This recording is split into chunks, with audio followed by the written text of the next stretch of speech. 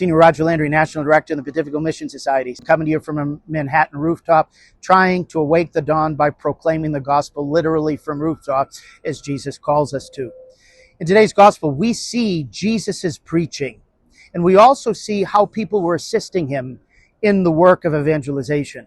First, St. Luke tells us that Jesus was going to all the surrounding towns and villages, proclaiming the gospel, teaching, and healing. Jesus himself really never stopped.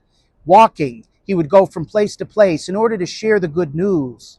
He calls us to follow him in doing so.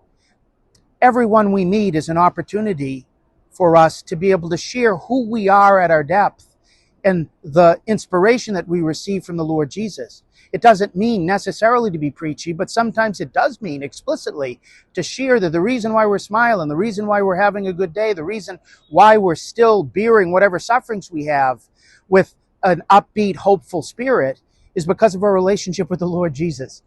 Everywhere we go, we're supposed to be going like Jesus, to towns, villages, to cities, to other countries, bringing the good news that he is and has proclaimed. The second thing we see in that scene is it says that there were a bunch of women following. Named three of them, said Mary Magdalene, from whom 7 demons had been cast out by Jesus, kind of the 7 capital sins.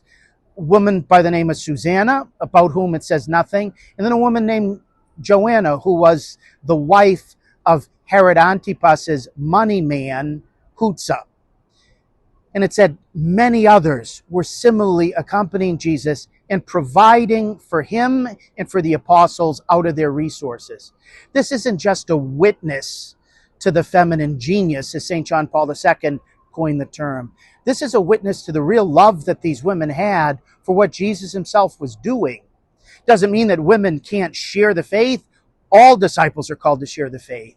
But there was a particular way that these women at the time of Jesus were sharing in Jesus' incredible work. In the culture of the time, it wouldn't have made sense for women to be publicly preaching.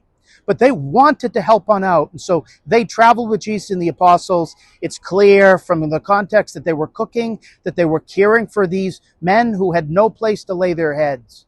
We give so much thanks today for all those who support missionaries.